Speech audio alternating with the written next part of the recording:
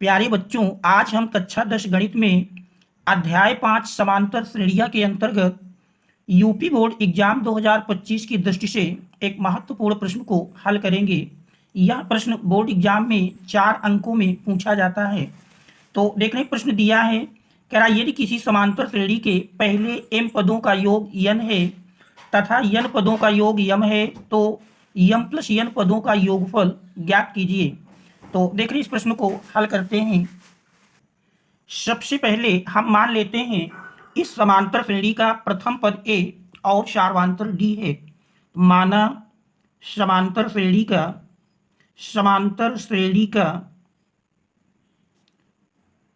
प्रथम पद a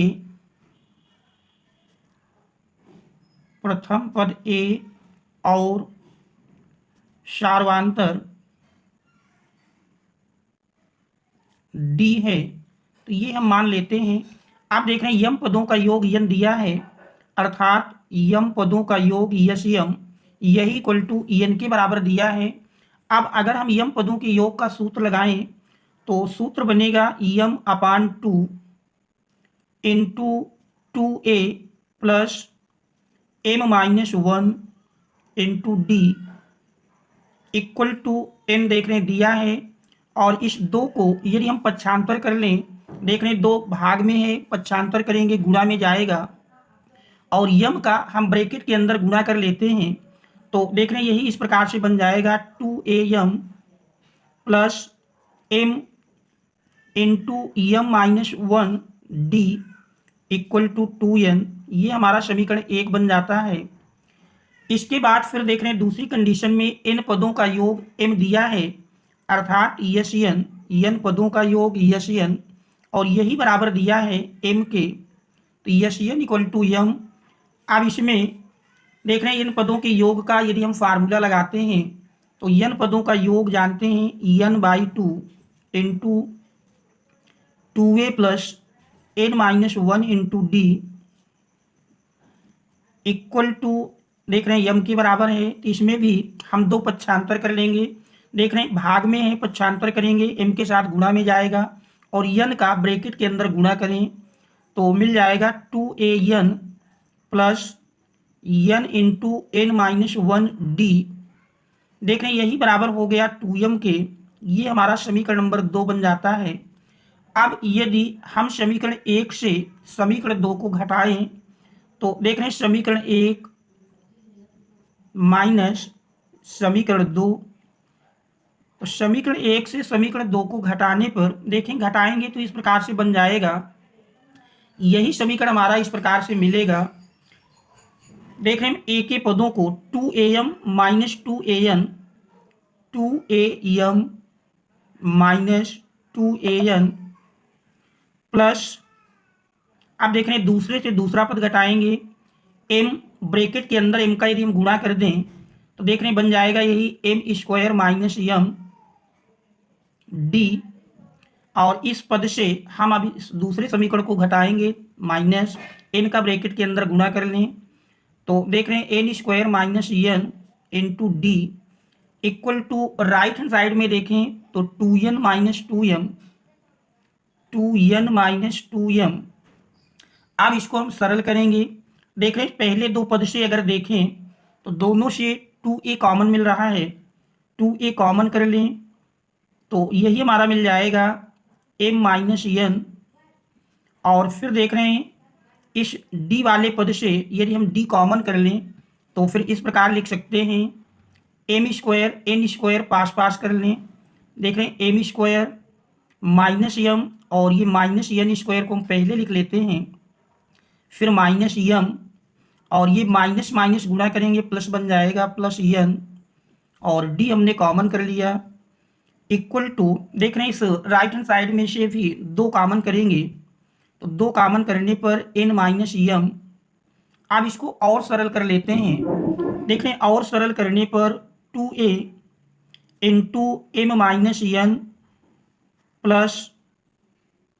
देख रहे हैं इस ब्रैकेट के अंदर ये हमारा m square minus n square वर्गांतर बन जाता है। इसमें हम वर्गांतर का सूत्र लगाएंगे तो वर्गांतर में जानते हैं m एक ब्रैकेट में m प्लस n और दूसरे ब्रैकेट में m माइनस n, और इसके बाद देख रहे हैं माइनस यदि कॉमन कर लें तो ये भी m माइनस n के रूप में बन जाएगा इंटू डी इक्वल टू, देख रहे हैं लेफ्ट हैंड साइड के पद m माइनस n के रूप में हैं, तो यदि राइट हैंड साइड से माइनस चिन्ह और कॉमन कर लें तो फिर ये भी m माइनस n के रूप में बन जाएगा। आप देख रहे हैं सारे पदों से लेफ्ट हैंड साइड में देख रहे हैं m माइनस n इस पहले पद में भी है, और दूसरे पद के अंदर यदि देखें m माइनस n ब्रैकेट के दोनों पदों से कॉमन कर लेते हैं तो फिर हमारा यही पद इस प्रकार बन जाएगा 2a into m minus n plus, देख रहे हैं दोनों पदों से इस m माइनस n को पहले हम कॉमन कर लेते हैं, तो m माइनस n हमने कॉमन किया। आप देख रहे हैं इस पहले पद से बचता है m प्लस n माइनस, और देख रहे कॉमन निकल गया तो एक बचेगा into d equal to -2 m minus n। आप देख रहे हैं लेफ्ट हैंड साइड में m माइनस n दोनों पदों से कॉमन मिल रहा है, तो m माइनस n को हम दोनों पदों से कॉमन कर लेते हैं। देख रहे हैं m माइनस n इसमें भी है और इसमें भी है, तो दोनों पदों से हम m माइनस n को कॉमन कर लेंगे m माइनस n, तो देख रहे हैं शेष बचता है m माइनस n यदि कॉमन कर लिए तो फिर ये हमारा पद शेष बचता है 2a प्लस, देख रहे हैं माइनस n कॉमन मिल गया तो m plus n minus 1 into d equal to -2 into m minus n। आप देख रहे हैं m minus n left hand side में इस पद के साथ गुणा में है, पक्षांतर करेंगे भाग में जाएगा तो m माइनस n ऊपर नीचे से कैंसिल कर हो जाएगा, या कह सकते हैं दोनों साइड से हम m माइनस n को कैंसिल कर दें तो शेष बचता है 2a plus m plus n minus 1 into d equal to -2। ये हमारा एक तीसरा समीकरण बन जाता है। अब इसमें चूंकि हमको ज्ञात करना था m प्लस n पदों का योगफल, दिए हुए प्रश्न में m प्लस n पदों का योग ज्ञात करना है। देख रहे हैं इस दिए हुए प्रश्न में दिया है कि ना m प्लस n पदों का योगफल ज्ञात कीजिए। तो हम जानते हैं m प्लस n पदों के योग का फार्मूला होता है, तो यदि हम m प्लस n पदों के योग का फार्मूला लिखें तो m प्लस n पदों का योगफल कह सकते हैं S m plus n equal to बनेगा फार्मूले के अनुसार m plus n upon 2 into 2a plus m plus n 2a plus m plus n minus 1 into d. ये हमारा m प्लस n पदों के योग का फार्मूला बनेगा m plus n equal to m plus n by 2 into 2a plus m plus n minus 1 into d. और देख रहे हैं समीकरण 3 में हमने 2a plus m plus n minus 1 into d, ये आप देख रहे हैं समीकरण नंबर 3 में हमने जो भी बनाया समीकरण 3 में 2a plus m plus n minus 1 into D. देख रहे हैं समीकरण 3 में 2a plus m plus n minus 1 into D बराबर -2 के है, तो इस मान को हम यदि समीकरण 3 से यहाँ पर रख दें तो समीकरण 3 से मान रखने पर देख रहे हैं यही बराबर मिल जाएगा m plus n by 2 into, और ये ब्रैकेट के अंदर का मान देख रहे हैं समीकरण 3 से मिल जाएगा, और समीकरण 3 से ये बराबर -2 के दिया है, तो समीकरण 3 से मान रखने पर ये हम समीकरण 3 से मान रख लेते हैं। समीकरण 3 से तब देख रहे हैं 2 ऊपर नीचे से कैंसिल हो जाएगा, तो इस प्रकार से m प्लस n पदों का योगफल बराबर मिल जाएगा S m plus n equal to minus m plus n। तो देख रहे हैं m प्लस n पदों के योग का मान माइनस m प्लस n आता है,